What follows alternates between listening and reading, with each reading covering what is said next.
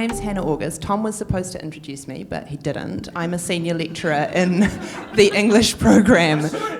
No, you didn't. You said Hannah August can run the event. I'm a senior lecturer in the English program at Massey. I'm here. I started out on the Albany campus, but I'm now affiliated to this campus. And it's my great pleasure to sit here with Catherine Robertson, who is a best-selling New Zealand author based in the Hawke's Bay. So she's popped over for the day, and indeed the day tomorrow as well. She is running a workshop tomorrow here at the library. She was the co-owner of Good Books, a lovely independent bookshop in Te Aro, Wellington, which has recently closed down. Support your independent bookstores.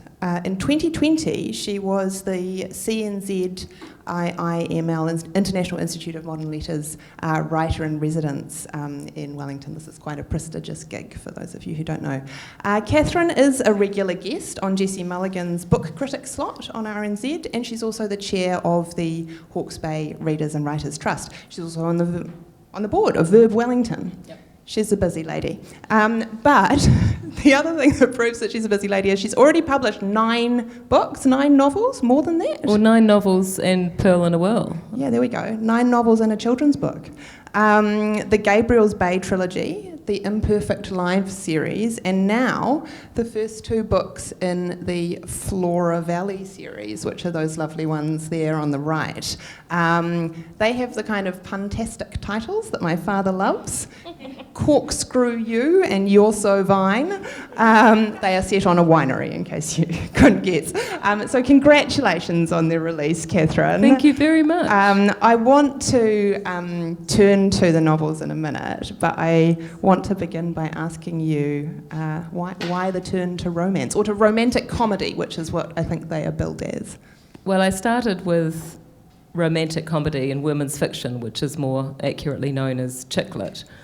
But I found the parameters of that were a little bit restrictive, and I wanted to write sort of more complicated novels or complex novels, so I ended up writing the Gabriel's Bay series. But romance, I have been on the periphery of romance writers since 2008. I was actually doing some work with a big organisation, and one of the marketing managers, who I actually to that point had found utterly terrifying. She was in just one meeting, and her lanyard was a pink lanyard, and it said Romance Writers of New Zealand. And so I gathered my courage and said, what is that? What is it all about? And she said, I'm an aspiring romance writer. We're having the conference in Auckland. You should come. And I did, and I covered it for the Dominion Post at the time. And it was August 2008, and all the talk was about basically how to get published, because there were a handful of romance publishers around the world, big ones like Harlequin and Avon. And so people talked about getting the call from the publisher to say that they'd been accepted. And in November that year, Amazon released the Kindle, and everything changed completely. But I was fascinated by the whole organisation, and what they used to have in the conferences was an amazing workshops on craft and then on marketing, and I learned so much from them, and also they just became friends. And so I basically lurked on the outskirts of romance writers until a conference in about, maybe 2018 or something. And what they try and do is hire and sort of bring in overseas editors and agents that you can actually pitch your work to, which is quite terrifying, but they're on the spot, in your face, you're pitching your work. And one of the editors had, I didn't know that at the time, I felt very special, but they had actually she'd actually asked a whole bunch of us whether we would pitch ideas to her. And I thought, look, why not? It's time, I must do this. And so she gave me sort of fairly interesting instructions, and because she was telling me what was popular at the time, and Virgin River I think had just come on TV, so that was popular, but kind of old-fashioned. And then she was giving me the names of the more sort of current ones, and suggesting that I kind of do an amalgamation.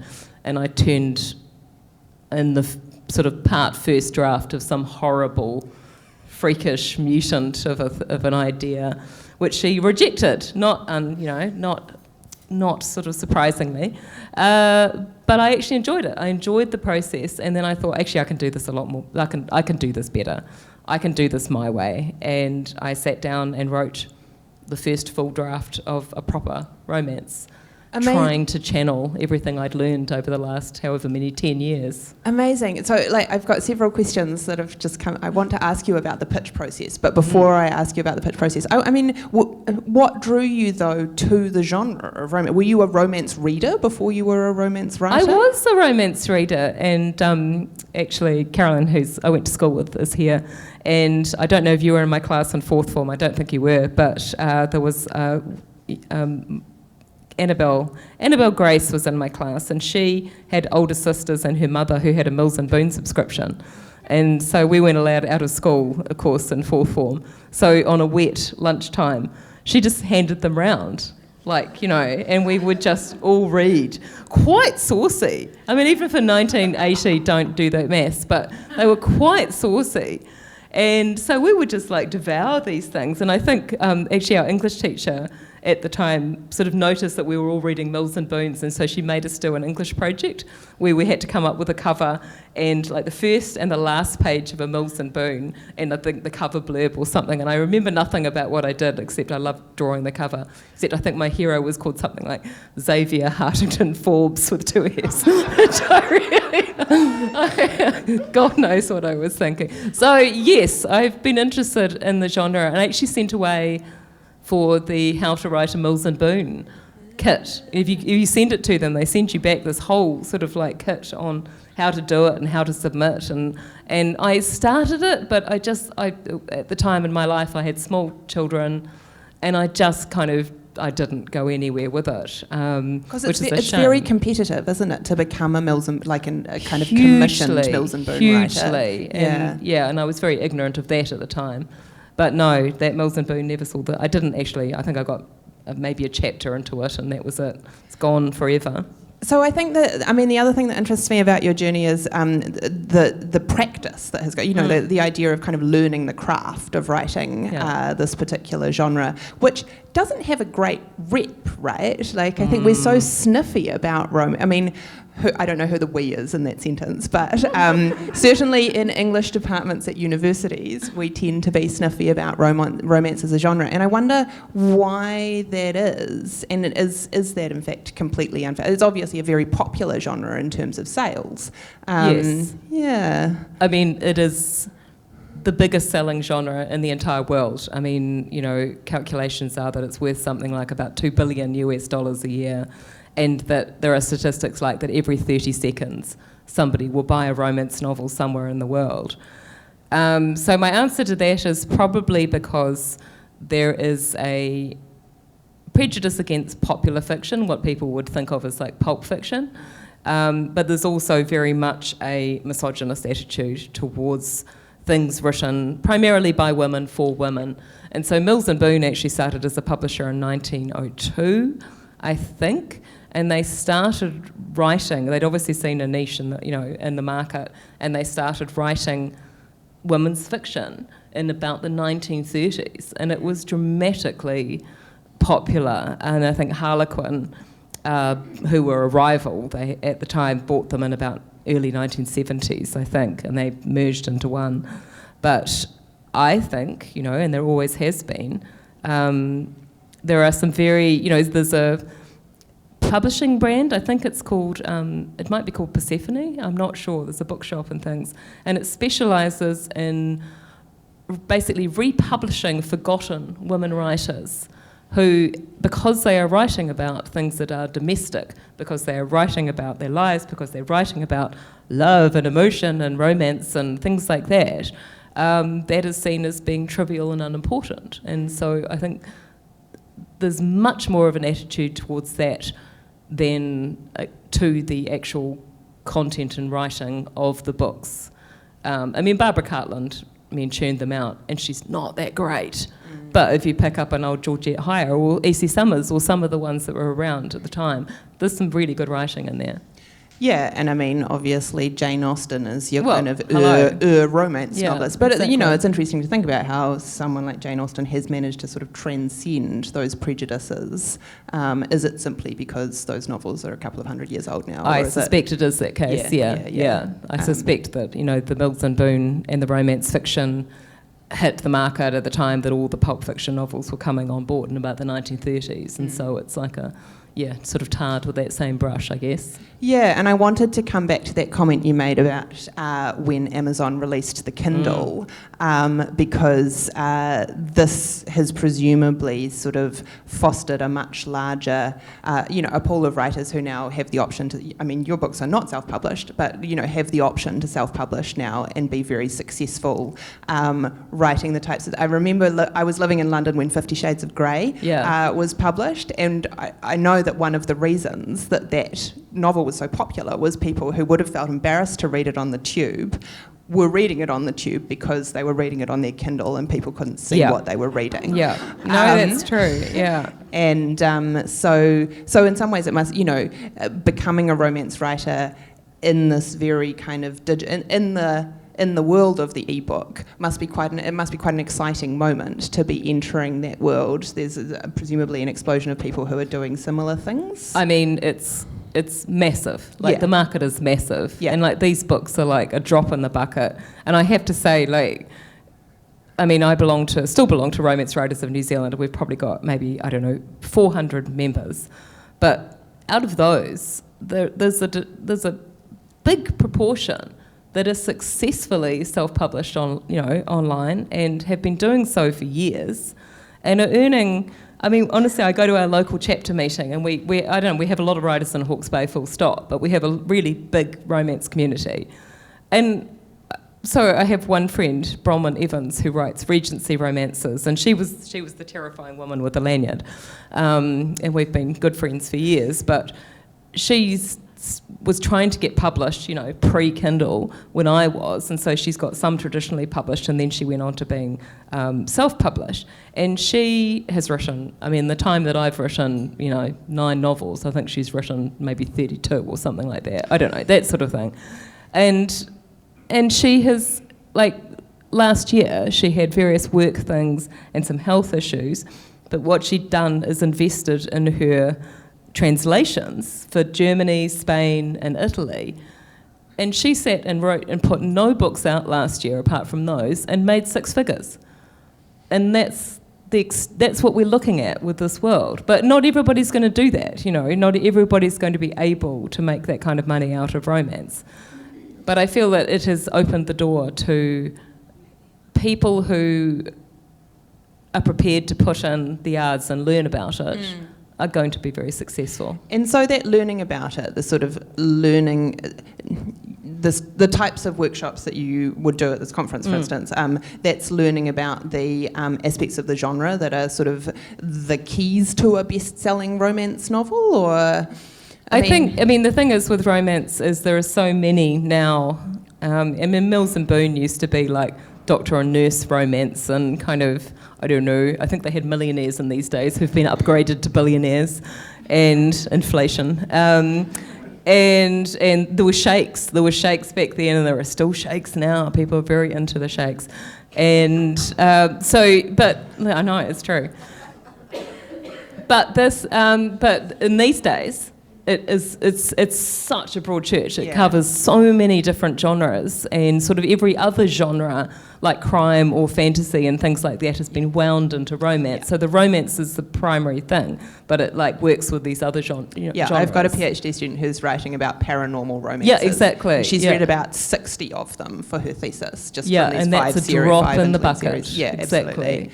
Yeah. So I think it's allowed people to really express themselves and to find this voice that they wouldn't be able to do if they were trying to fit a market, a publishing market that in these days, is becoming progressively more risk averse and progressively more, I think, wanting to box you into a certain thing. You've got to have this hook, and you've got to be like this author, and you've got to sort of, appeal to this audience. Whereas in romance, as long as you are understanding the reader expectations of your particular genre, I mean, you can go for gold. It is absolutely wonderful. So I want to then turn to talking about the Flora Valley novels, because you then chose you chose your characters, you chose your setting. What dictated your choice? Maybe you could briefly describe the characters and setting and then tell us about what dictated them. How were you balancing your own kind of desires for what you wanted to write about with what you perceived to be the desires of the market?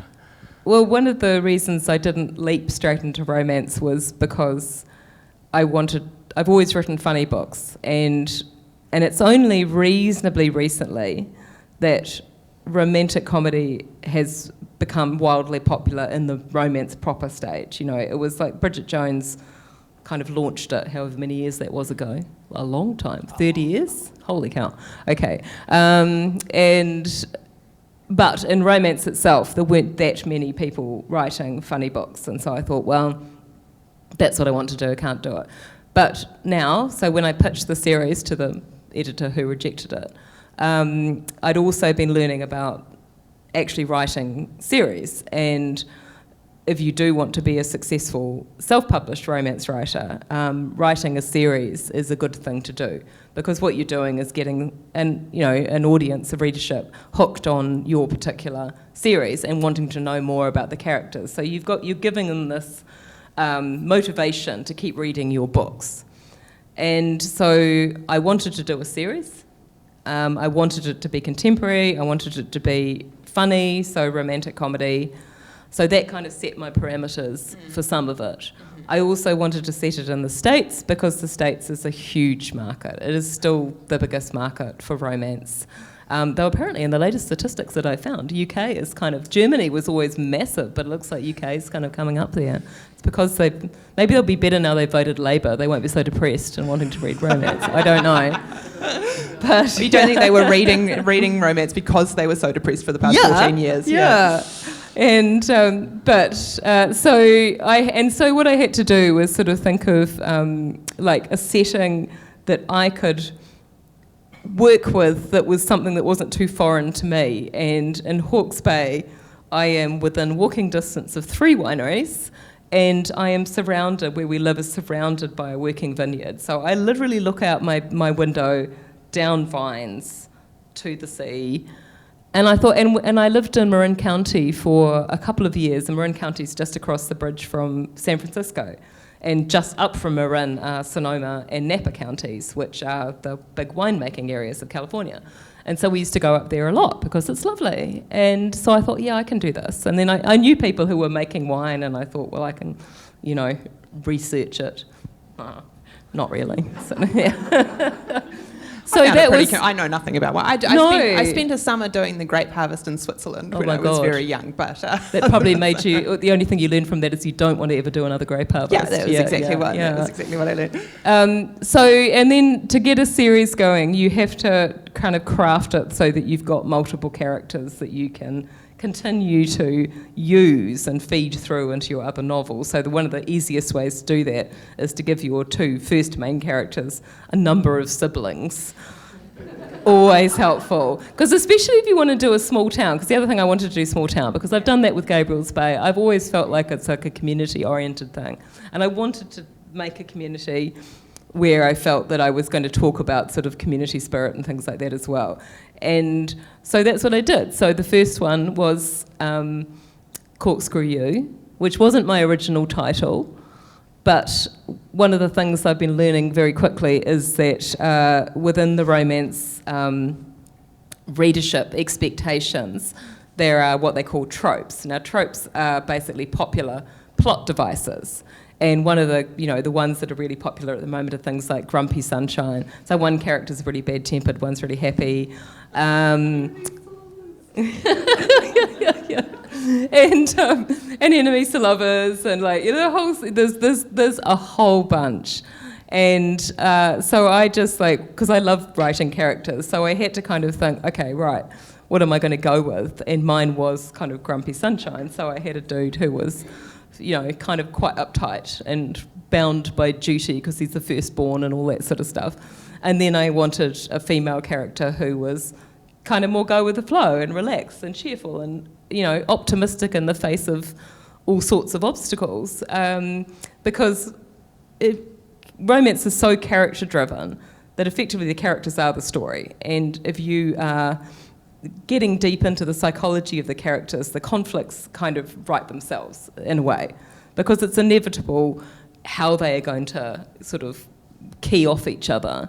I mean, the plot devices that you put into to make them have those conflicts or those moments of interaction are up to you. But it is really nice to kind of go, okay, well, in this circumstance, it's obvious to me that she would behave like this, he would behave like this, and then we'd either be drawing them together or we'd be pulling them apart.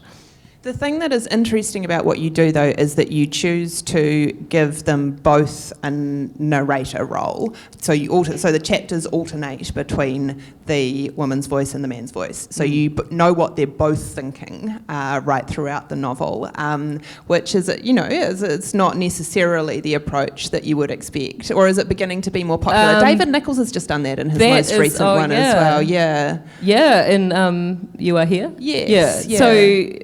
Well, I think he's taking a bit of a cue. So I either write first person or I write what they call close third. So close third is third person, but it's basically still in the head of the main character. So you only really get to see the world through their eyes, and you're very much into their kind of interior monologue. So I did a punt. Like, I have a friend who hates first person. Like, she almost will not read a romance novel if it's first person. Yeah. Hates it beyond words. But it's becoming more popular. I mean, you look at, say, Emily Henry, very much in first person, and she didn't do, say, for Happy Place. She only stuck with the woman. She didn't do the guy at all. But her other device was to use flashbacks and things. So I use first person present tense because for me, it worked for the characters and it worked for the immediacy, and my action happens over a short period of time, which if you go look at some of my negative reviews, other people really bloody hate. So there's no pleasing everybody. But that's the way. What is their objection? That it's unrealistic for people to fall in love with such a... Oh, yeah. Yeah. It happened. It's like, happens over 2 weeks, and I'm going, so it did. So what? It's like, God, I'm impatient. What can I say? Yeah. I mean, and I suppose the other thing that disrupts is the idea that it is the woman who has to be the protagonist, the kind of heroine of the novel. I mean, do you have any inspirations in the genre where there's a male protagonist? Is it what were you thinking of when you were leading towards that and giving the men a voice as well? I just felt that because I like to write character, it is actually probably just selfishly for me to want to write both characters and to get into their heads, because I would always feel just like sticking with one character for the entire thing. You'd never really know the second character. And I just really wanted to do that. So all of this series is always going to be first person, alternating male character, female character. And what I also like, I mean, that's what I did with the Gabriel's Bay one. So Gabriel's Bay is set in fictional Gabriel's Bay, and each one of those novels has 6 characters, and I inhabit the heads of all those characters, and I do that in close third. But each one is a different age and stage. Each one has a different, backstory, a different psychology. They have a different way of speaking, so they have a different vocabulary. They have all these things that are just really fun to explore. And so, selfishly, I wanted to do that. Yeah, I mean, I think it works. Great, thank you. And they're very charming characters as well, by the way. And they've got a lightness. Catherine's got a lightness of touch with the dialogue, which is great fun. And I mean, was that something that you spent time working on, thinking about how each character would speak to, what their interior voice was going to sound like that would distinguish them from the other character? Yeah, I did a workshop once years ago, and there was the lovely writer for children called Mel Peet, who's British and he's now deceased, and one of the questions that he asked us, because we were all writers, he said, do you hear your characters or do you see them? And I know that a lot of people really need to see their characters, so they'll do mood boards and they'll need to see where they're writing, and they'll put, they'll pick actors to be their protagonists, and they'll have it all mapped out and they know exactly what these people look like. And I don't do that at all. I hear them. I hear their voices before anything, and I can literally hear their voices in my head when I'm writing them and before I'm writing them. And so, shifting between one or the other, I can hear them, and I don't know what that says about my particular neurodivergencies, but so when I come to descriptions, I find it really difficult, because when I was asked to give character descriptions for the covers, I was going, and they were saying, to help us, what actors would you have playing? I go, I don't know. I've got no idea. No, but I don't know. And I honestly went and Googled dark-haired, blue-eyed actors and went, oh yeah, that one, maybe. Who did you choose? Who did you choose? Do you remember? Actually, for Nate, who's the character in there, so he's tall and he's got dark hair and blue eyes, and I think I chose Alexander Draymond, who plays Uhtred in The Last Kingdom. You just have to imagine him cleaned up with sort of, that sort of thing, because he's got very intense blue eyes, and I remember that. So, yeah, but I think with the girl, I had no idea. I think I just Googled strawberry blonde woman and sent some pictures, and yeah, AI produced pretty much. Scroll Yeah. So they're quite young. Your characters. Yes, your they characters. are young. So why did you decide to make them that particular age? I think because it is when first love, so they're in their 20s, and it's been a long time since I was in my 20s, and my oldest is going to turn 33 next Thursday, and it's like, holy fuck. Anyway, but I think it's because when they're in that youth, they sort of got over their first kind of initial kind of crushes and loves, and now they're into that sort of period in their life where they may meet the person who's going to be the one. And they've got enough experience, but also enough kind of like, oh wow, this is amazing, to sort of like, they're not jaded by terrible failed relationships over the last 20 years or whatever, or, and so it's a nice, and they've got their lives in front of them, and that's what part of the joy of writing it is, that they're in that moment in their lives when they kind of try and decide what to do with them and who they want to be. So it's all about identity, and I like writing young characters. I mean, I do have older characters in there, which I can kind of, be me in, if you like. But I'm always writing about incredibly good-looking mothers in their 50s.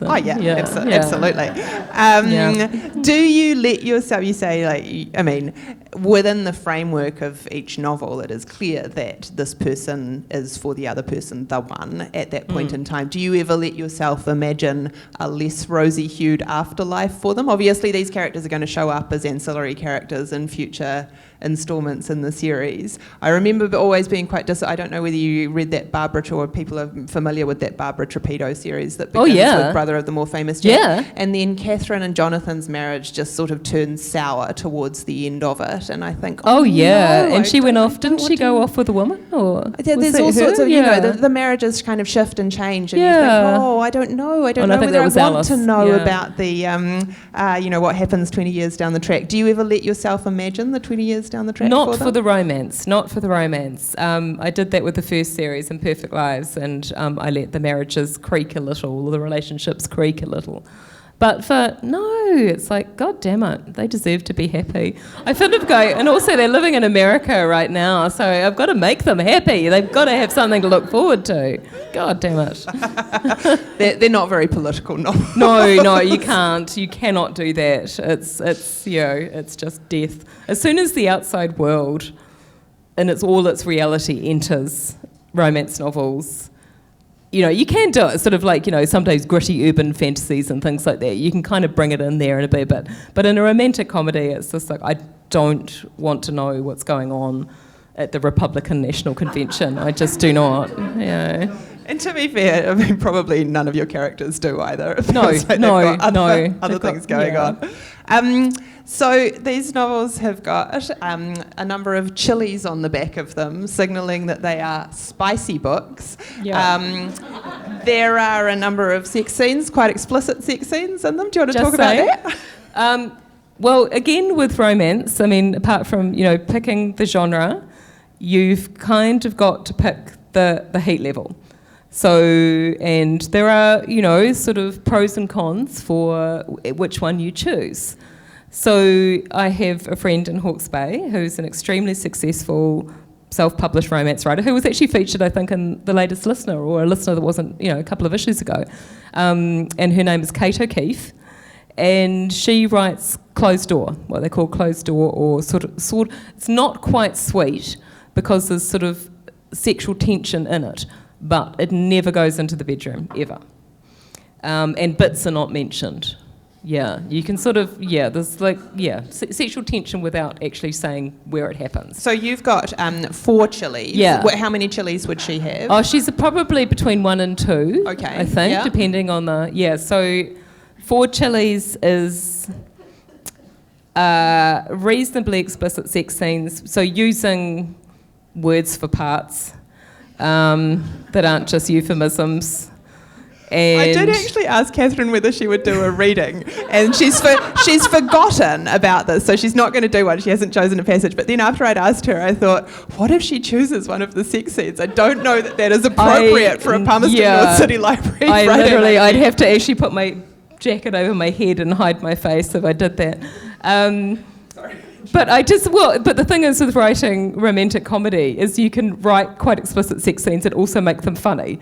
So I can, so Shelby, who's the main character in Corkscrew You, lives alone in her family house but surrounded by a lot of animals. So when they have their first kind of sexual encounter, she's basically standing at the door of the bedroom kicking all the cats out of the door, out of the room so they can have the room to themselves, things like that, which you wouldn't do in a serious one. And there's an incident with a piece of key lime pie and things like that. So, so you can actually have fun with them, and I did do that. But I chose to go spicy because that's what I like to read. Whereas Kate chose to go closed door because her books were starting to get traction with a lot of Midwestern American readers, and they won't have it. None of this naughty business. Yeah, interesting. It circumscribes your readership a wee bit. Yeah. I mean, there's a lot of pressure to write a good sex scene. The Bad Sex Award is obviously very notorious in the literary often won world, by men, got to say. Won by men, that's right. I mean, how did you train yourself? How did you prepare yourself for the writing of the sex scenes? Oh my goodness, right. I'm about to have a coughing fit. That's my deflecting tactic.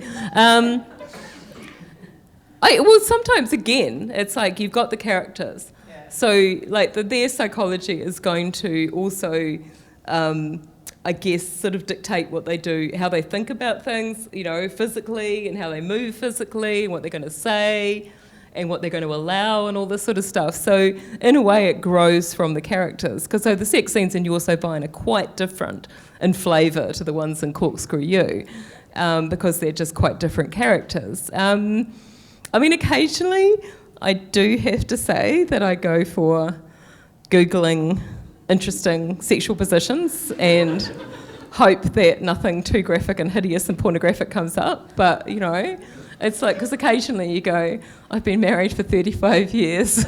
I think I vaguely remember that it sort of way back when. But when we did things in a slightly more interesting way. But anyway, no, it's not true. It's not true. It's great. Just to sort of like get some inspiration for some things. And yes. Do you then this is actually a broader question about process. I mean, do you circulate your drafts around your writing group or things like that? I don't tend to. Like, a lot of my romance writer friends have what they call beta readers, and so they have writing partners, so they have critique partners who are other writers. And that's from a craft point of view, but then they'll send it out to a group of fans, which they'll call beta readers, to get their reactions as first readers. And they're ones that are like fans of the genre or fans of that particular writer. So they're people that they can rely on to tell them if they've done a good job or if there's something missing for that particular reader. I don't, mainly because I don't know many other people who write what I write. I probably should circulate it a bit more, because one of the things my publisher did is put the advanced reader copies on NetGalley. And NetGalley's, you sign up to NetGalley and you can put your name forward to get advanced copies of books as they come out, and give in exchange for giving honest reviews.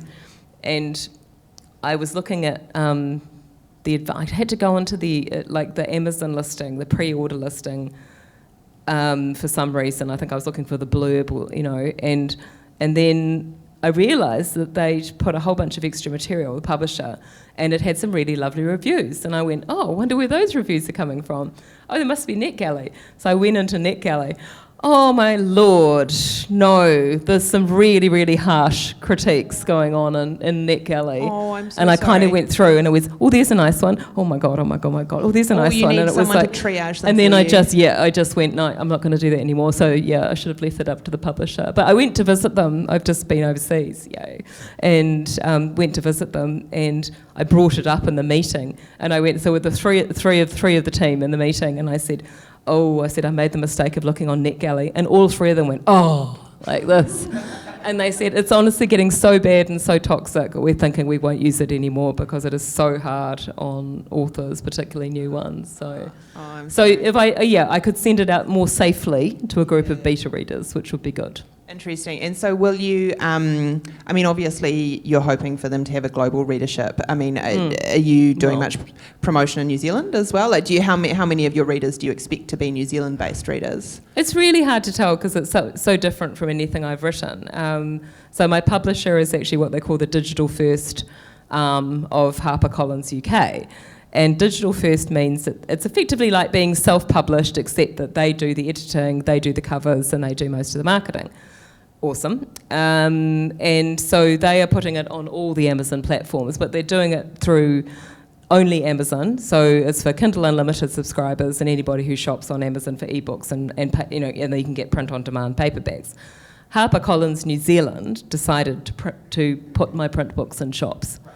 And that's only because I had a profile in New Zealand to start off with, whereas the other romance writers probably wouldn't have that unless they became super, super famous all around the world. So yeah, it's going to be interesting to see. And I don't know, it's all a bit of a new thing for me. So exciting. I know. Congratulations. It's Thank wonderful. you. It's, I want to go back to that, the failed pitch. What does a pitch look like? Is it sort of like a 2-minute elevator pitch? Yes. Or, yeah. Yes. Okay. Yes. So What did you pitch? Oh no! I I went and did a whole written pitch to that particular editor. But at the Romance Writers Conference, you get little slots, and you go and you with either an agent or editor, and you just book them in advance.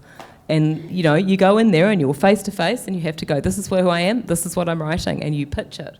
And the editor will either say thanks but no thanks, or they'll say yes, I'd like to see more. And so you can tell everybody coming out going, yes, like this, or oh. And at that point, are you pitching the plot and the characters, or are you pitching in the style of, No, you're pitching the plot and the characters. Yeah, you are okay. absolutely Yeah. pitching a pretty much fully done novel. Yeah. So it's not your job to be like, this is going to be for fans of... Well, it's good that you know that. Yeah. It's good that you have some idea of where you fit in the market, because then they know that... It kind of just to know you're going to be professional about it, and then they know that you're going to be okay to work with, because you're not thinking that you're very special. Yeah, sure. And so in terms of, for anyone who has shown up today who is not a regular reader of romance, they're obviously going to buy your book and go away and enjoy it. But who else are you going to who would you like to be read alongside in terms of people who are writing in this genre? They can be, contemporary, or they can be kind of, from... Well, I just think anybody who likes... I've always been such a fan of funny books. And so when really good humorous books turn up... So I love the Thursday Murder Club, because I just think the jokes in there are bloody hilarious. I love Rivers of London because it is funny. I love Terry Pratchett. So good, so funny.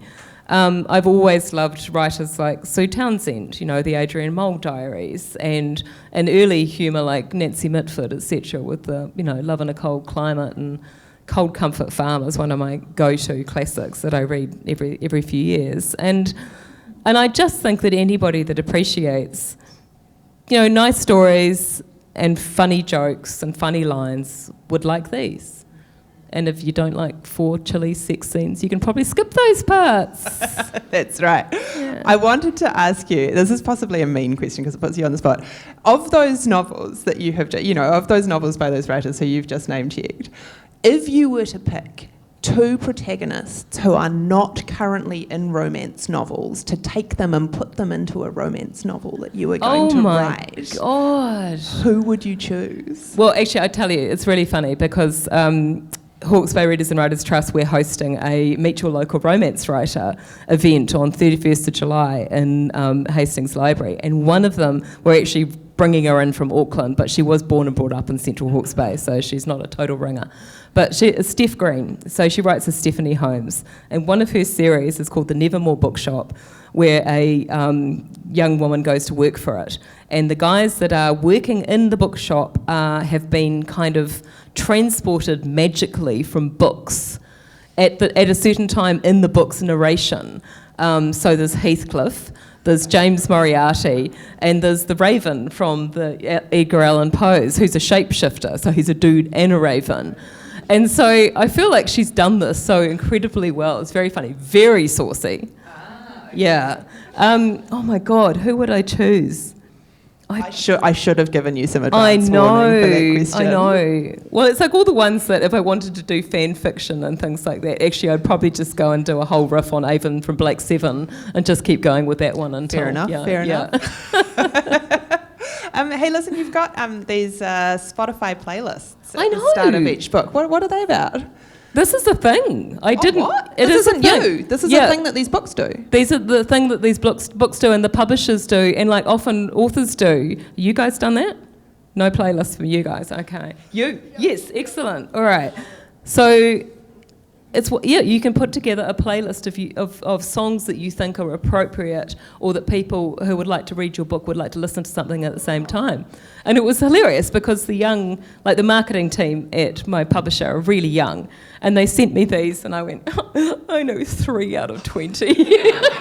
And I went, okay, but I'm going to listen to all of them just to make sure that I am cool with these. And they were all great, but... There's a lot of Taylor Swift, I can tell you. There's a lot of Taylor Swift, yeah. She I knew, yeah. But it was... And so they're actually on Spotify. You can go and download them on Spotify and listen to my Corkscrew You playlist. Yeah, and so is the idea that people listen. I personally can't listen to music with lyrics in the background at the same time as I'm reading, but maybe some people are I don't know, or it's just like a really lovely, that's a playlist that you can add to your collection. Yeah, okay. It was a surprise to me, I've got to say. Because it's sort of like having a soundtrack for a film. Yeah. No. That was another question I was going to ask was, what do you, the rom-com on film as we knew it in the 90s and possibly the early 2000s sort of disappeared and is supposedly having a little bit of a resurgence at the moment. And I wondered, what do you see romance fiction offering that rom-com on film romance can't offer? Ooh.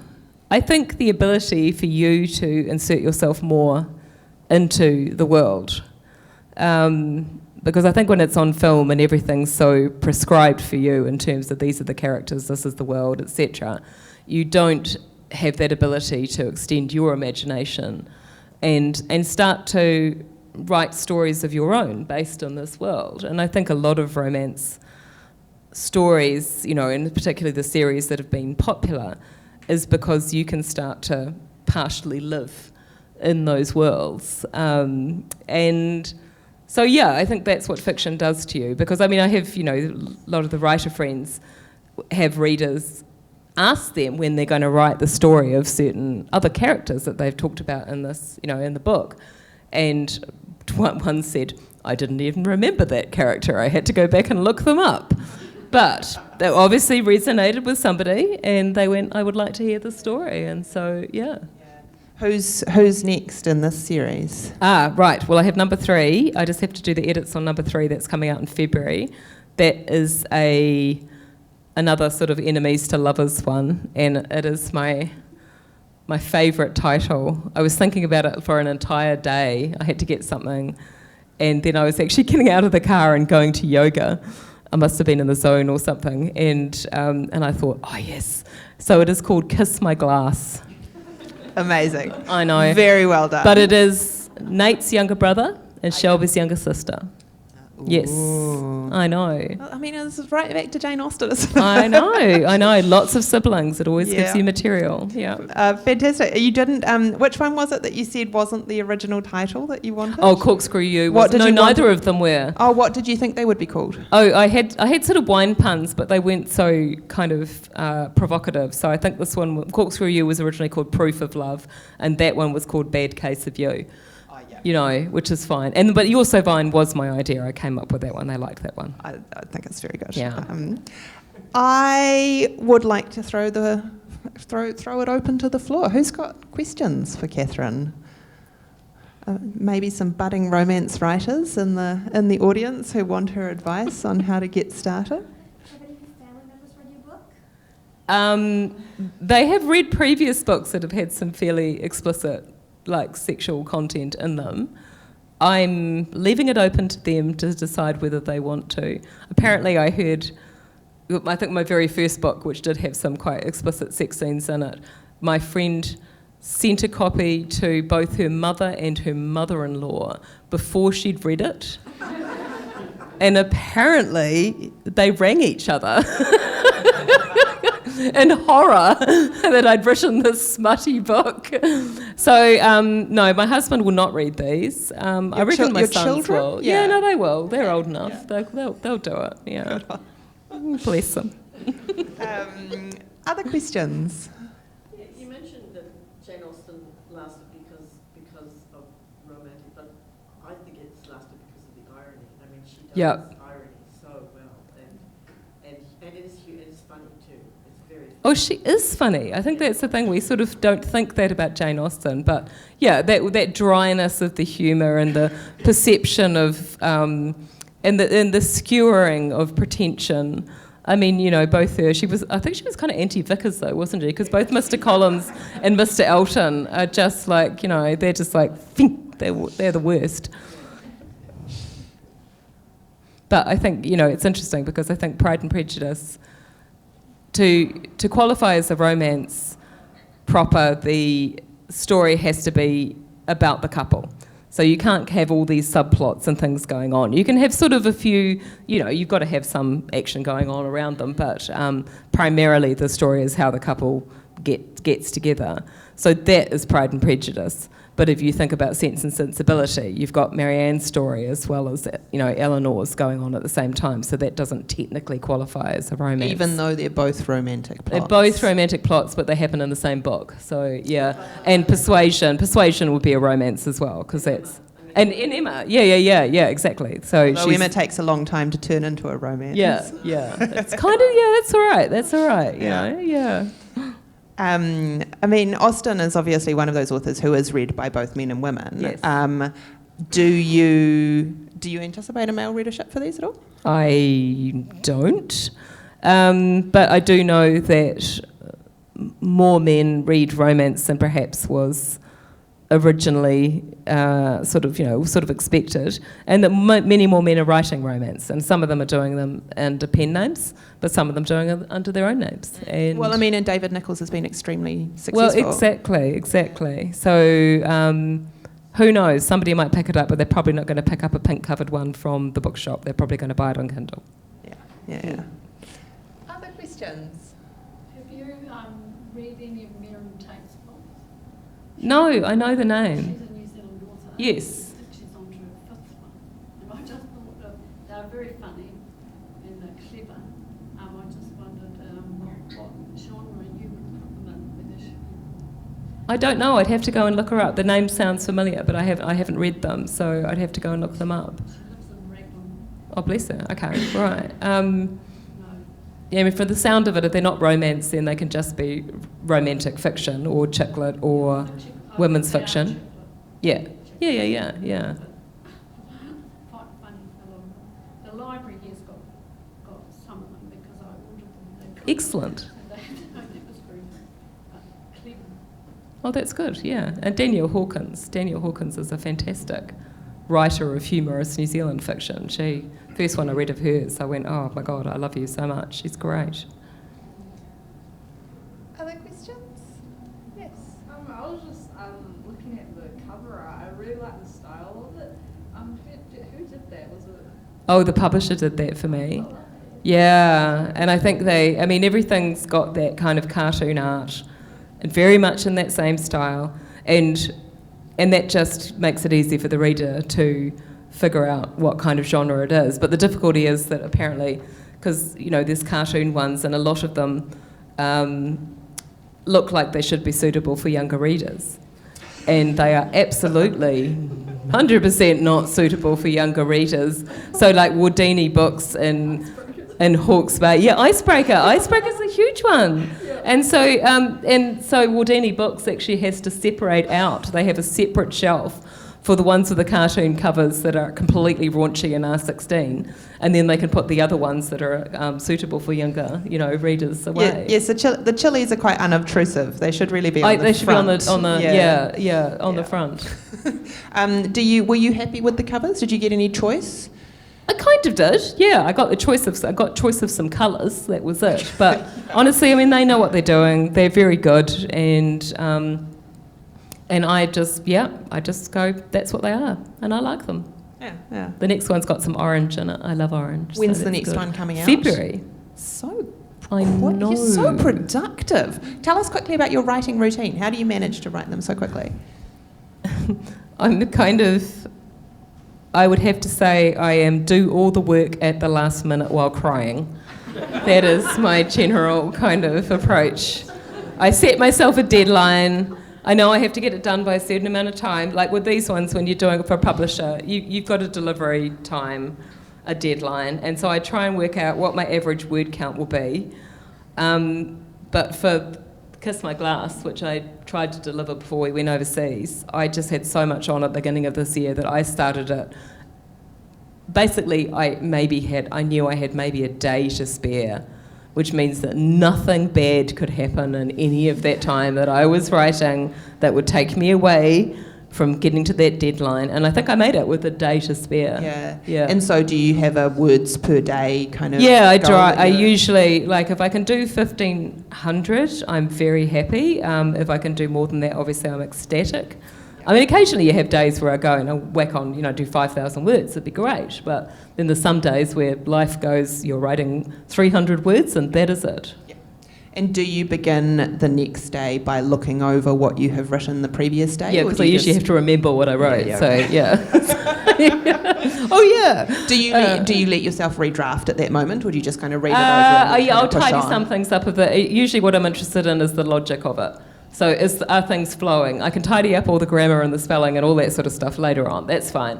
But if the logic of it doesn't feel like, if it's feeling clunky or badly paced or something, then I will rewrite it so I can kind of continue on. But otherwise, I'll just keep going. And then how many redrafts would you do once you sort of had a finished manuscript?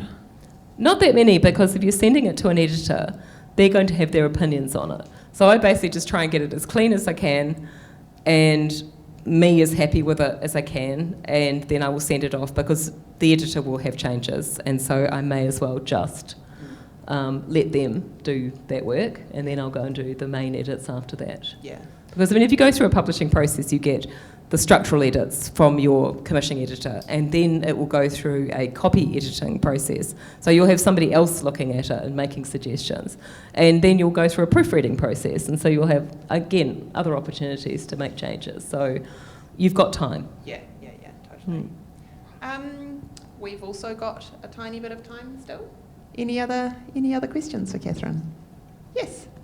I was just wondering, I've always noticed, well, it's not a consistent pattern, but normally when romance books are written, I've noticed that especially if they're women in their maybe like 30s, 40s, that sort of age bracket, but they're writing about women and men in their 20s. Yeah. So I'm just wondering do you think you kind of have to be within a more mature age bracket to then write about something in your 20s? Like, could you be a 20-year-old writing that sort of book and it still be like authentic or deliver the same way? I was wondering, I think you could. It honestly depends on how I guess, because experience, if you're experiencing that right now, then you're talking about something that you know. And so you don't need that kind of, wisdom of age in quotes to be able to look back. But you have to have some perception about what's going on and what's driving people and why people are acting in a certain way and how the context of their lives might be shaping that psychology and those motivations. So as long as you've got that kind of, you're able to take kind of a helicopter view over the characters and their world, there's no reason why you can't write. I mean, you could be 16 and writing about that if you were particularly mature, but yeah. I guess more in terms of the comedy of it, maybe if you have some sort of like ironic joke, because you can reflect and be like, yeah, that's a silly decision, but maybe when you're living in it. Oh, that's interesting, yeah.